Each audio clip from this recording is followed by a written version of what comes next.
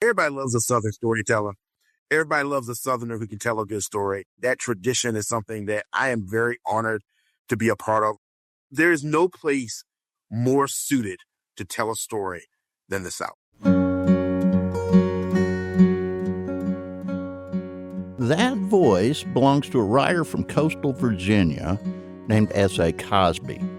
Fans of crime fiction all over the world know Mr. Cosby for his gritty, high-octane Southern noir about crime, conscience, and the costs of violence. His novels, including this year's instant New York Times bestseller, King of Ashes, have made Cosby, and his friends just call him by his first name, Sean, they made him famous. The tradition Sean Cosby is proud to be part of includes the Southern writers who look without flinching into the darker sides of life. Familiar names like Alice Walker and Ernest J. Gaines.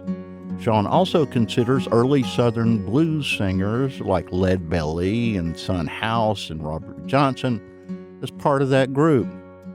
And there's this one other guy who, well, I'll just let Sean introduce him. My friend, the great, esteemed, what I like to call the most interesting man in the South, Ace Atkins. Ace Atkins is the son of Alabama. He, like Sean Cosby, is a Generation X Southerner. Ace was born in 1970, and Sean is 3 years younger. Sean's first novel, My Darkest Prayer, came out in 2019 when he was 46. And he's published 4 more since then. Ace published his first book, Crossroad Blues, in 1998 when he was 28, and he has published another 30 since then.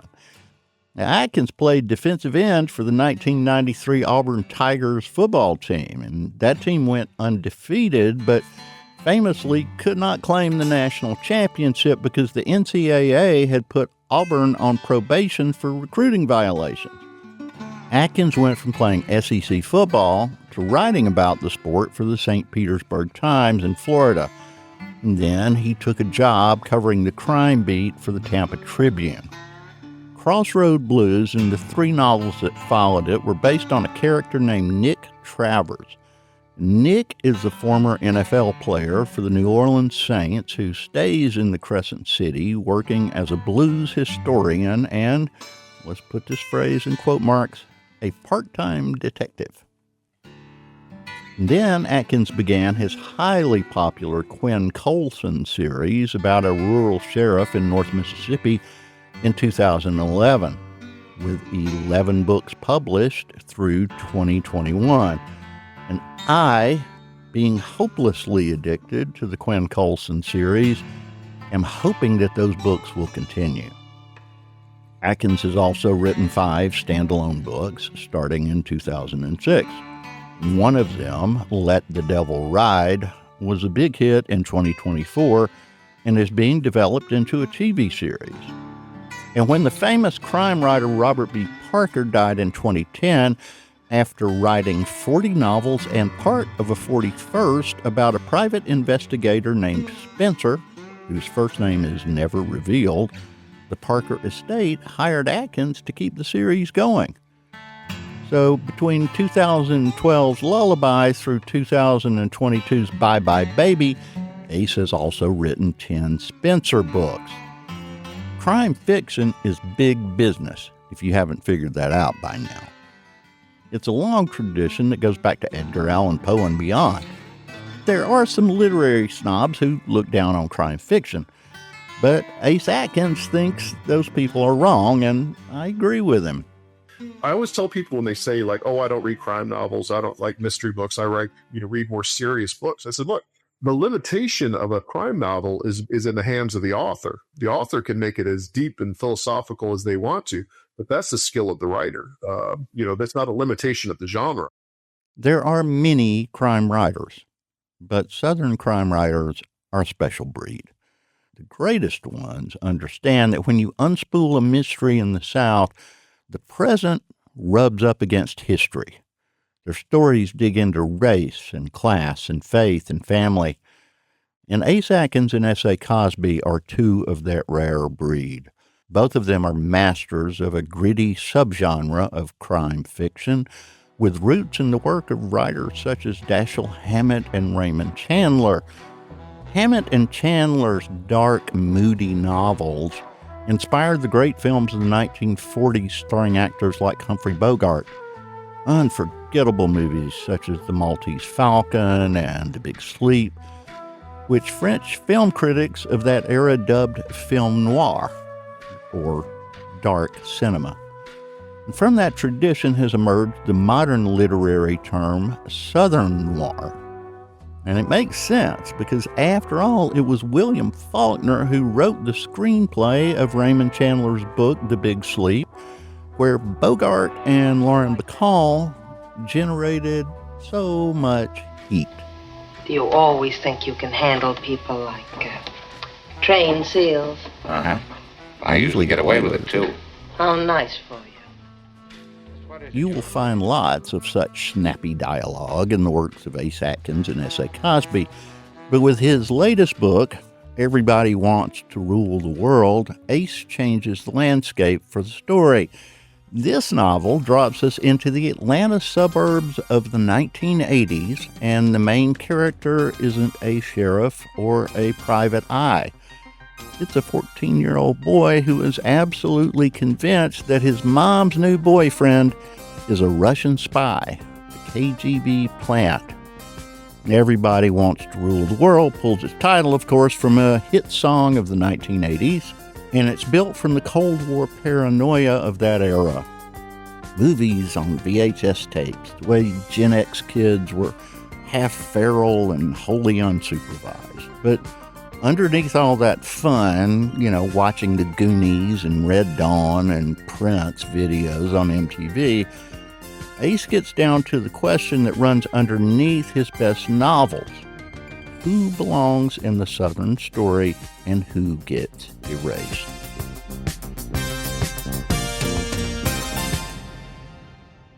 When I first heard of this new book, I got an idea. I wanted to hear S.A. Cosby talk to Ace Atkins. After all, S.A., long before he became the most famous figure in Southern noir, had talked about his admiration for Ace and about how the two had become friends. So I extended an invitation to both men to join me for a discussion about Southern crime fiction generally, and Everybody Wants to Rule the World specifically. Well, guess what? The stars have aligned, and that conversation is what you're about to listen to. Two of the South's finest writers who have inspired each other with their work. Two writers who feel at home here on Salvation South because they insist on telling the South their way. All of it, the good, the bad, and the ugly. Two writers who are dedicated to the idea that for Southern stories to ring true, they must honor the diversity and the music, the violence and the tenderness of this place we call home.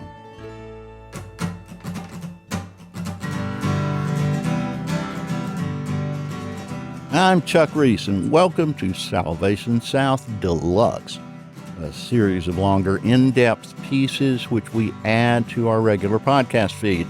On Deluxe, we tell you stories about the South you won't hear anywhere else, and we do that by letting you hear the authentic voices of people who make this region unique.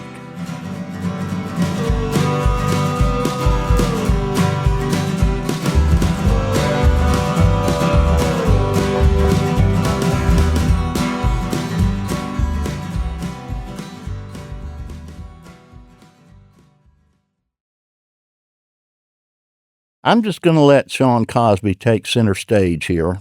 I'll just stay out of the way unless I need to clarify something for you. Ace, for the folks that are maybe listening, tell us a little bit about yourself and tell us about your new book. I'm a New York Times bestselling writer, novelist. I used to be a journalist. I worked for the Tampa Tribune for a number of years. And I mainly write about the Deep South. I write about Mississippi, where I live here in Oxford, Mississippi. But my new book is set where I lived as a kid, which is Atlanta in the 1980s. This book is a little bit of a departure from some of your other stuff, not just the location and the setting, but sort of the tone, the protagonist, and so on and so forth. You're the author of the Quinn Coulson series, which I love. That's how I discovered your work, and was a big inspiration on my work. This book is a little bit of a departure from that. This is a book that I've been thinking about for a long time. And, you always hear that adage, which is, write what you know.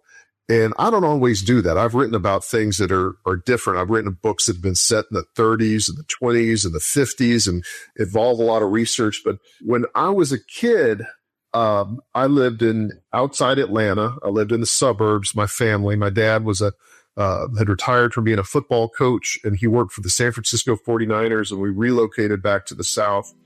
And it was a time that the best described living it. If anyone has ever watched Stranger Things, the TV show, it looked just like Stranger Things. All 5 seasons of that smash hit Netflix series were filmed in Atlanta and its suburbs.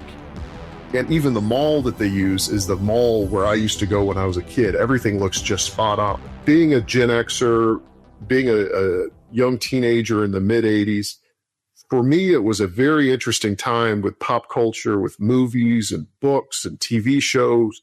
And, we had, Goonies was coming out, and, I think about Back to the Future. Steven Spielberg presents Back to the Future, a Robert Zemeckis film. Marty leads an ordinary life. All these movies came out exactly 40 years ago.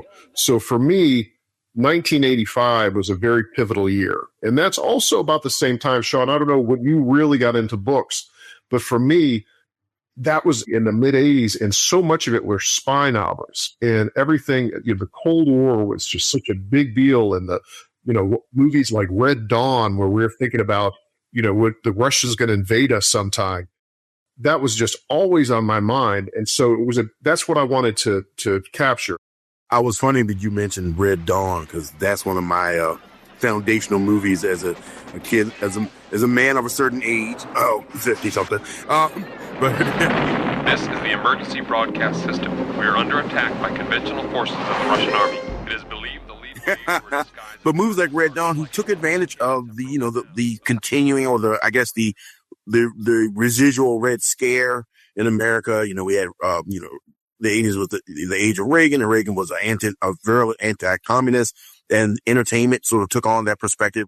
On the record of striving for peace, the United States record is one that the people should have confidence in, more confidence than the Soviet Union, which has a wrong record of violating treaties and of using subversion. See, I was never targeted by KGB assassins. That did not happen to me in the mid-'80s. But everything else, it just was the height. That period of time, people watching MTV, and, and I remember just waiting down the minutes until, a new video would come on. So I really wanted to recreate that time period. There's several people I'd call the protagonists, but I think everything kind of spins off this one kid who's named Peter Bennett. He's a 14-year-old kid. His mother is a single parent. She's working hard at her job at this lab in Atlanta, and she's dating this new guy that Peter does not like at all and thinks there's something up with him. And very quickly we learn he thinks that this guy is a Soviet plant, that he's actually a KGB agent undercover. And so that's everything. If you know that, that's the whole book. You got a 14-year-old kid. His mom has got a new man. She's happy. And the kid, everyone thinks he's nuts because he said, this guy's not only bad news, I think he's a KGB agent. The thing that I think I like so much about the book is it also takes in account what I call the subgenre in thrillers of the kid who knows too much. You see it in spy novels, you see it in horror novels a lot, like Fright Night, and, or The Lost Boys, where the kids are the ones that realize, hey, something's not right here. Yeah, you mentioned Stranger Things, and Stranger Things sort of is paying homage to that sort of subgenre. I really loved not just Peter, which I thought he's a great protagonist, but sort of his team that he assembles around him. And, the folks that are, the outcast, so to speak, the former pulp writer that helps him, and Dennis Hotchner. And then, the drag performer, Jackie Demure, and these sort of ragtag it sort of felt like Peter was creating supplemental family, if in a way. His family has obviously come apart. His father and mother are not together. Mom's got a new guy. Of course, that's going to make him, even if he wasn't a Russian agent, he still was going to have some feelings about it. And it felt like he was creating sort of this supplemental family or this secondary family. And I think that was really interesting. No, I think that's spot on. I think you've got a good handle on the book, because that is a theme throughout, and definitely is the payoff at the end as you find out, who is your family and who really has your back. But Atlanta was an interesting time in the 80s. I found my new home. My family was finding these great authors and reading these spy novels. So Dennis Hotchner is based on a man named Ralph Dennis, who was a pulp writer, wrote for Popular Library back in the 70s about Atlanta. He's a terrific kind of forgotten writer. And when I was a kid going to a bookstore, Ralph Dennis worked at that bookstore. At that time, I did not know who he was till later, but he had stopped publishing and he was just shelving books at that bookstore. So the way that happens in the book is exactly that it really happened in real life. Like with the Jackie Johnson, whose stage name is Jackie Demure. Really, in Atlanta at that time period, there was a big drag scene in Midtown Atlanta, which was a big part of Atlanta culture. That's where RuPaul got his start, and that's where that scene was happening. This is what I made. It's hard. Let's see. It was something I cut up, and it had sleeves and everything, and it had a collar on it. I made it into an Audrey Hepburn for the road dress. In Everybody Wants to Rule the World, there is talks about tolerance, both racial and with Jackie Demure, more social, LGBTQ, so on and so forth. And I wanted to talk about that because the thing that I've always loved in your work, the thing that I've tried to emulate in my own work from, you steal from the best, is this idea of having a conversation about the South. Because to me, there's no place like the South. It is a magical place. And you really get that feeling in this book. So I just want to know if you could speak to that a little. It's funny, we always have these people that show up when you and I are talking, we're giving these talks that just pop up for the Q&A questions, and they say the damnedest things. And last time, we're talking here in New Orleans, and some guy, the old guy stood up, we were talking about, the strength of diversity in the South. And he basically said, did you grow up in Atlanta in the 1950s? Well, I did. And we kept to our own neighborhoods, and everything was fine. Atlanta in the 80s, it was a huge transitional time because a lot of those barriers were being broken down. And so you also had just the idea that Atlanta, so many of the old Atlanta was physically being razed. So you had a lot of the old Atlanta being destroyed and the new Atlanta, the skyscrapers and everything coming up from that. So you had another, second Phoenix, rising from the ashes of Atlanta during that time, and it was coming around. To me, that's the South, where you just have everybody. You can't write about the South effectively of writing about only one South. I mean, the South is just a diverse place, and the way it's represented in media and often in film is that it is this white Southern world, and that's just a lie. That's not how it is. It is a very multicultural place, and that's what makes it so great. What's a city like Memphis without soul music? Or what's the Delta without blues, with the same kind, the Mexican community that brought in tamales. And it's just, that's what makes the South interesting. And I think that does not get represented a lot in literature. You had mentioned Prince. I know, personally, you're a huge music fan, not just, Southern music and the Mississippi Delta and the blues and stuff like that, but there's a variety of music influences, and music plays a big part in my own writing, my own books. I've noticed that with Southern writers, we're roughly in the same age group, and I remember MTV and Prince and Michael Jackson and who was better and who, the bands that came out of that period of time, watching MTV, seeing a video, a mini movie, if you will. But also, I'm also a fan of the blues. I'm a fan of hip hop and so on and so forth. And I wondered, the title of the book is based on a song by Tears for Fears, which is one of my favorite groups as well. So I don't know. I wanted to know if you could just speak to the influence of music on the story a little bit. For me, I think every book has its own soundtrack. And I think you and I think about books very cinematically, because our generation cannot, we're not in a silo that we're just influenced by other authors and other books. We are influenced by watching VHS movies and comic books. And we have, there's never been a generation that's more inundated with pop culture than Gen X. I mean, we just devoured this stuff. And it was very, very important to all of us. The second British invasion, where you had bands like Tears for Fears and Duran Duran. But then you also had, Prince coming on, and you had, I remember when the Thriller video premiered. I mean, what a big deal that was. I mean, the lead up until Thriller coming out, and then it blew everybody's mind because it was a mini movie. It's only a movie. It's not funny. You were scared, weren't you? And I do miss that. I think kids today don't have that shared experience, that cultural experience of everybody seeing the same thing happening. The last book I wrote, Don't Let the Devil Ride, had a very 1970s soul soundtrack. And it was very much inspired of the music of Memphis and Al Green and Ann Peebles and Johnny Taylor. And that's the feeling that I want for the book. But for this one, a lot of electronic music, stuff like Tangerine Dream, is that you would hear that heavy synthesizer music that you'd listen to on some of those shoddy VHS movies. So a lot of that played into, the feel of this book. I think that's what music does. It gives me, I've got, when I write Quinn Coulson, I'm listening to Waylon Jennings and George Jones and Charlie Pride, and that's the feeling I want those books to have. I want that to sound and feel like it. And so for this book, it was mid 80s all the way. I definitely agree with that. Music is the soundtrack to each of my books, and each of my books has a different tone. King of Ashes is very much Southern hip hop, Virginia hip hop. Shout out to the Clips, who I love.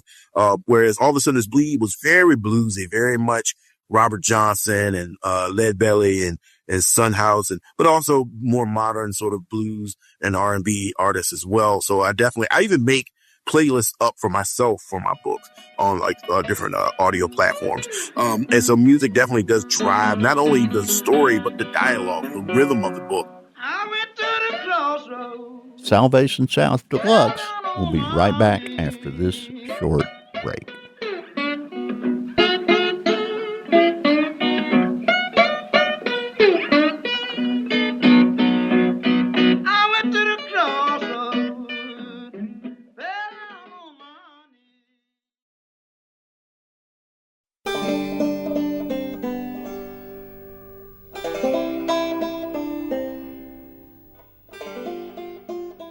You live in Oxford, Mississippi. You live near Square Books. I think you're the unofficial mayor of Oxford. As I said before, Ace is the most interesting man in the South. We all know that's the home of, of course, Faulkner, but also Larry Brown is out of Oxford. Tom Franklin. There's, the great Michael Farris Smith, who's a good buddy of mine. How has Oxford influenced you as not just a person, on a personal level, but as a writer? Well, being in Oxford, that's a very good question, because it is, I don't think sometimes people understand how many writers are here. You mentioned some of my buddies, not just, writer friends that I see at conferences or that kind of thing, but these are, I see Tom Franklin. We go see movies together. Anytime there's a new comic book movie out, Tom and I are going to the Late Show to go check out that movie. Michael Farris Smith and I smoke cigars together down the street at the smoke shop. It's inspiring, it makes you want to work harder. It's kind of like, you and I both like to go to the gym and work out. It's like, you go and you want to be around, you don't want to work out with the weakest people. You want to work out with the strongest people. And so it's a real community. But I think what brought us here, of course, is Faulkner. Well, I got here 25 years ago, and I knew Faulkner in the way that you would know Faulkner from, your English teacher, where you were impressed upon to read Sound and the Fury, and you were told to read Rose for Emily, and you were, this is great, and you're gonna like this whether you like it or not. But I wasn't really taught to appreciate and enjoy Faulkner. And so when I moved here, I really did make a concerted effort to read, almost everything that I could that Faulkner had written. As a writer myself, visiting Oxford, I've only visited in the last 2 years twice, but I've enjoyed it immensely. There is this sense of the momentous when you're there, when it's, you're talking about the writers that are still with us, but also the writers that walk beside us and give us sort of our ancestral understanding of what fiction can do. And of course, Faulkner's one of those. And I'm very lucky. I got to visit the grave and, had a more emotional response than I thought I would have there, and understanding what not only he needs to writing in general, but specifically to the South and the type of writing and how this Southern fiction novel, the Southern Gothic novel, however you want to describe it, is a serious part of literature.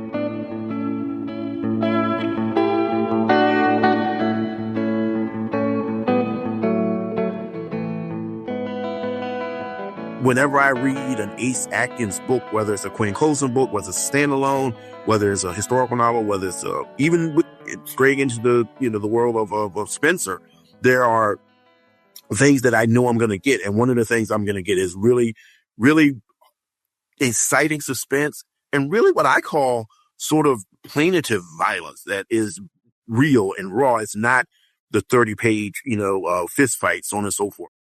For those who don't know, but I'm going to bring it around to this, you were an All-American in Auburn. You played college football. Your dad was a football coach. You were very well acquainted with the physical toll that violence can take on a body.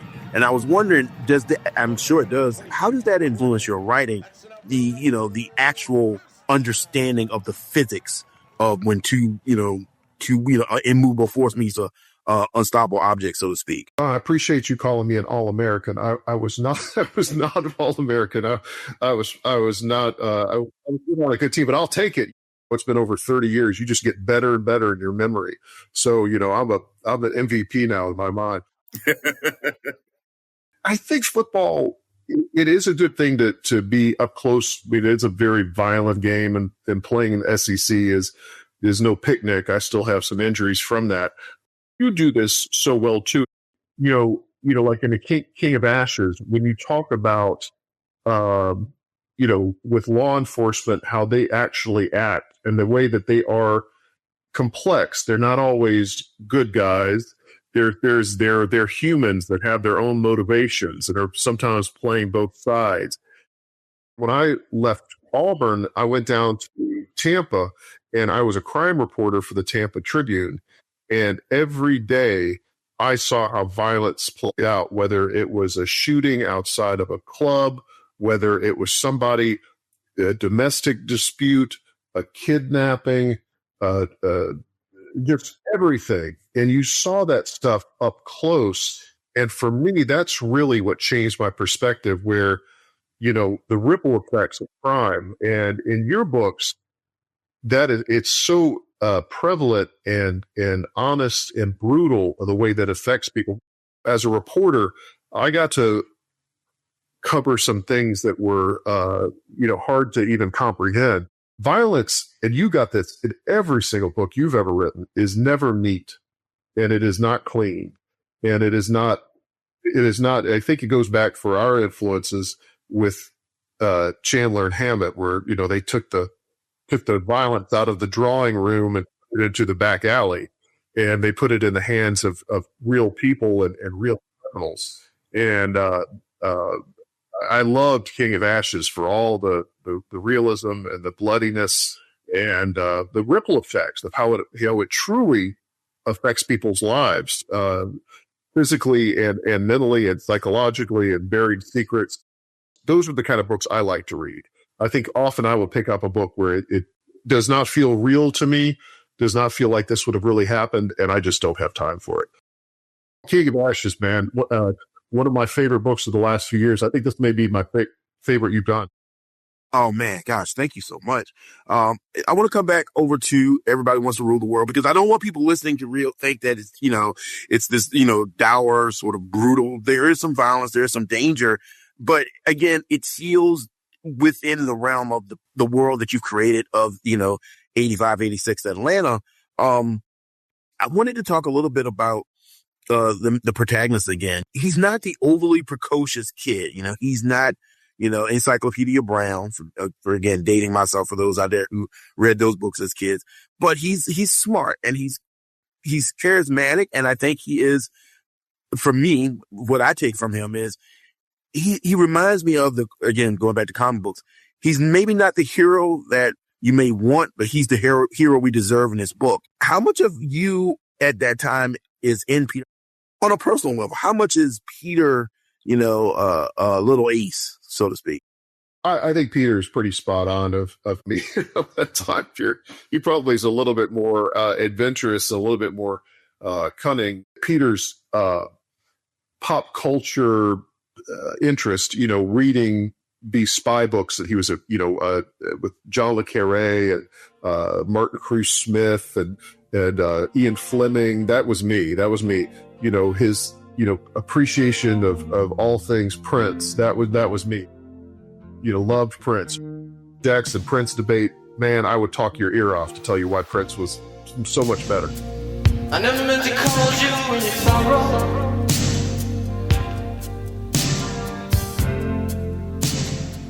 I never meant to call you when you pain. So there is, definitely a lot of me in that character. In the 80s, if you were a teenager, part of the hustle was being able to find a ride from point A to point B to figure this stuff out. I'd go to a buddy's house, spend the night over his house, and we just take off, man, at like 11 o'clock, and be gone, just walking through neighborhoods and going places. 3 o'clock, 4 o'clock in the morning, nobody knew where we were, nobody knew what was going on. One of the questions my editor asked, you get those little notes in the margin, say, where are Peter's parents? Where is his mother? Why does his mother not know where he is? I was like, there's no cell phones. It's a different kind of parenting. Once you got to be a certain age in the 80s, you were on your own. People don't understand that when you were a certain age in the 80s and 90s, we were feral. We were on our own. The parents literally had to be reminded, it's 10 o'clock. Do you know where your kids are? It's 10 p.m. Do you know where your children are?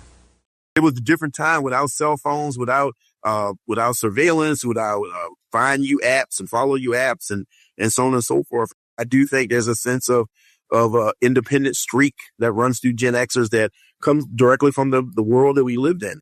I remember being a kid and hanging out with my buddies, and we lived in the country, so we're out doing stuff, blowing up pumpkins and running through the woods and so on and so forth. And it was a sense of, well, you got to take care of yourself, and be aware of your surroundings and so on and so forth. So I mentioned the Quinn Coulson series. I love that series. I think Quinn is a really great character, a really memorable character in the Southern crime fiction pantheon. What was it that drove you to sort of delve into this time frame, this period of time, and this particular character at this moment? I do like Quinn Coulson because that's kind of the place that I'm comfortable writing. It's like my own backyard here in North Mississippi. I think there's more stories to tell. For writing a series, which is, something that I had been doing for a long time. And not only was I writing for over a decade my own books, I was also hired by the Robert Parker estate to do the Spencer books. So I was doing 2 books a year, 2 series, and they were completely different. One being set in Boston and one set in North Mississippi. So I had been on that churn for some time. And as you get older, you start thinking about those projects like, when am I going to be able to write? And one of those projects for me, there were two major projects, and both of them I've now thankfully written, but they have been on my drawing board for a long time. One was about this private detective, Porter Hayes, who was a legend in Memphis. He had been around. He had been a cop in the late 60s, early 70s. He became a private investigator. Just every time I'd be in Memphis, which is about an hour from my house, I just kept on thinking about Porter Hayes. And I was like, if I don't do this now, I'm never going to be able to write this character, create this world that I've been thinking about for a decade or longer. And then the other story was writing about growing up in the 80s and about a young kid who believes his mom is dating a KGB agent, and writing about the Cold War. And I look at it as almost like a movie you'd see from Amblin Entertainment, the Spielberg company that would have been made in 84, 85. I wanted it to feel just like something you pull out of a VHS tape that you rented from your local video store. So those 2 books were very important to me. I enjoyed writing those books for the Parker estate. I think it ended up giving me a broader audience and bringing me readers so I could write about the South and they would follow me along. I think it was a good thing. But at the end of the day, I've got to write those stories that are important to me, that are on the books and on the board, the big board for me to tackle someday. It's hard. It's really, Sean, I don't know if you've had, we talked a little bit about So it's hard writing about the South right now. It was a different time when I started writing Quinn Coulson in 2010, 2011 to what things have happened now. The South has changed. And I worry sometimes that the readership, the people who follow me that may want to look at the South in a certain way, that we're not going to be in agreement. And then there are going to be people who don't live in the South that maybe don't want to look at it because they think that it's all a homogenized place and it's an awful place to be. You know, it's the good, the bad, and the ugly. And that's why writers from Faulkner to Larry Brown to our buddy Michael Ferris Smith, you know, that's what's interesting. It's like now all of America is the South. You know, we see all of it. You know, it used to be kind of contained. In my first Quinn Coulson book, The Ranger, where I talk about this militia group, this racist white power group, you know, in the woods in Omaha County doing maneuvers. And my buddy Jack Cadarvis said, you know, yeah, you had them in the woods back in 2010. Now they'd be marching on the square.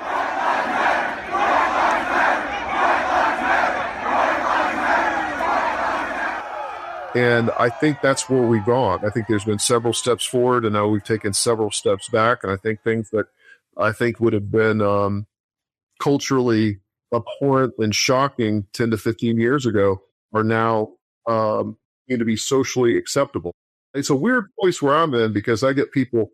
I'm a big white guy, you know, and I wear a trucker jacket and baseball caps, and so people, man, I hear all kinds of stuff. You know, I hear all kinds of stuff, and I have to let them know.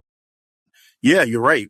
10 years ago, 15 years ago, we'd been writing stories about militia movement. Now we're going to write about I'm going to be talking about Proud Boys. We're going to be talking about ICE. We're going to be talking about those things. But I think as artists, as writers, it's our duty, and especially as Southern writers and artists. You know, my favorite Flannery O'Connor quote, you know, is like, "Don't shake my tree if you don't want my fruit." You know, and so I think as writers, as Southern writers, it's up to us to talk about those things. You know, the thing I loved about the Quinn Coulson book, especially when I first started reading them, you know, back with The Innocents and so on and so forth, was it was talking about a South that I recognize. And yes, the South has changed in the last 10 years, not always for the better. I think as Southern writers, as Southern citizens, it does fall on us to a certain extent to talk about it, try to understand it. You know, to paraphrase James Baldwin, I love the South. And because I love it, I reserve the right to criticize it. You know, to me, again, I mentioned earlier, the grandeur, the grotesqueness of the South, they exist dichotomously next to each other. And I think as writers, as entertainers, you know, you see that musicians, you see that with poets, we are always trying to make sense of the South. But like you said, I think that's a good point. The South is the whole United States now. That we're maybe confronting some things about ourselves that we may not want to. 85, 86, of course, we're not as progressive or socially progressive as we are. And in many ways, we've receded that in this time period. But there's a thing in that book that really struck me that, and maybe it's just the old soft in me, there's this sense of like really beautiful optimism in that book. You know, yes, it's about spies. Yes, it's about the KGB. Yes, it's about the sort of funky, fun Atlanta of 85, 86, that era. But there's also this sort of optimism in the book that you felt. It reminded me how it felt in 86, 87 to be a kid in the South, to feel like, wow, things are rough, but it feels like we're going in the right direction. You talk about the optimism. I think we had a sense in that time, which is crazy. I don't think anybody 14 or 15 it's such a disheartening time. And then we've got leadership in America that is just so negative and toxic and everything against what, you know, you and I were brought up to believe in as far as truth, honesty, respect, the way you talk to people with, you know, with class. I mean, all that stuff, you know, is just out the window. But there was an idea that younger people, I think, were going to change the world. And you think about something like, you know, you remember Live Aid in 1985, the idea that music was going to actually help people in Africa, you know, and that was going to raise money. And so you had the idea that pop culture was actually doing things that governments were failing to do. You often talk about the New South, and that New South that I think is still attainable. And, you know, I'll say this on a personal level, reading your books, they keep me optimistic, because you are one of the writers that I look to And I mean, just to be all frankness, as a white man, as a Southerner, someone who understands the South without denigrating it, who is able to discuss it without lionizing it, but also without making it detestable. We both do a lot of panels. We do a lot of discussions. We're invited to talk a lot. And, there are times where you sit there, you're like, yes, I know how bad the South can be, but also, I also know how good it can be and how great it can be and how, there's nothing like the smell of magnolia trees. There's nothing like sitting around a cookout, eating a sweet potato pie with your family. There's nothing like, passing a jar of moonshine back and forth on a porch with a friend that you've had since grade school. And so I think there's this sort of bucolic, sort of pastoral beauty to Southern living and Southern fiction that always has to be defended. It always has to be, that flame always has to be proffered. We always have to keep that flame burning.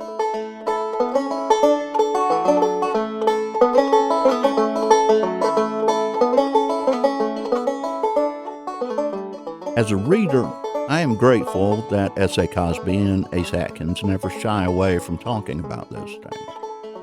Both of them prove that fiction sometimes tells us more truth than the facts can.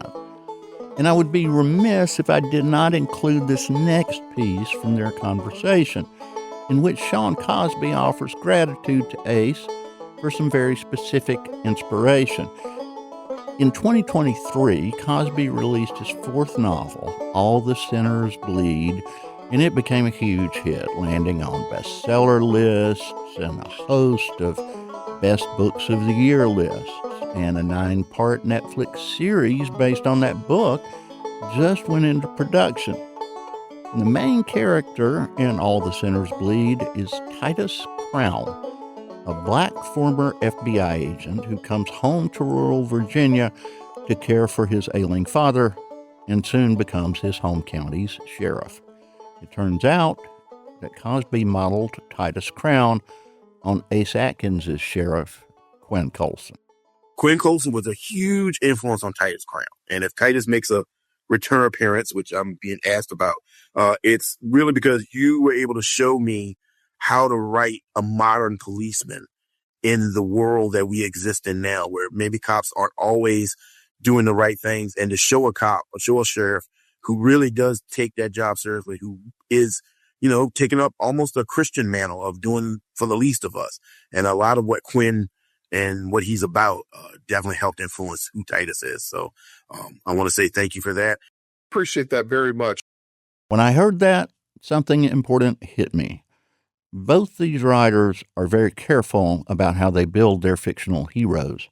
Neither Titus Crown nor Quinn Coulson is perfect, not by any stretch of the imagination, but they are always driven at the end of the day, or at the end of the book, I should say, to do right by the decent people in their communities.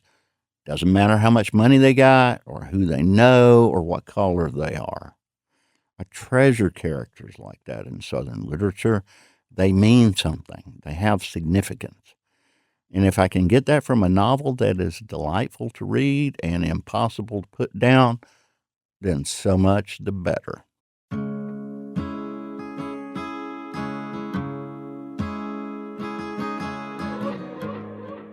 We would like to thank, first of all, S.A. Cosby and Ace Atkins for their time and cooperation. Both of these folks are very good people, and what a pleasure it has been for me to get to know them. All of us at Salvation South and Georgia Public Broadcasting are grateful to them for their time. We also thank Melanie DiNardo and Rachel Green for their help in scheduling all of these conversations. You have been listening to Salvation South Deluxe, proudly produced in cooperation with Georgia Public Broadcasting and its network of 20 stations around our state. Every week, we add a new 3-minute commentary about Southern stuff to our podcast feed, and every month or so, we add longer, deluxe stories like the one we told you today. I'm Chuck Reese, your host and the editor-in-chief of Salvation South Magazine, which you can find and read all kinds of Southern stories, fiction, nonfiction, poetry, everything at salvationsouth.com. Our producer is Jay Cook, whose knowledge of the Southern thing has become quite deep. We thank him for his dedication to making the Salvation South podcast a fine thing to listen to. Jake also composed our theme music. GPB's director of podcasts is Jeremy Powell, and none of this could have happened without the support of two special people at Georgia Public Broadcasting, Sandy Malcolm and Burt Wesley Huffman. We'll be back next month with another full-length episode of the Salvation South podcast. If you listen to this podcast regularly, you know that it also features, in addition to these deluxe episodes, my short commentaries that air on the GPB radio network every week. So be on the lookout for 2 special episodes featuring the best of those commentaries in the year 2025. Y'all have a great holiday season.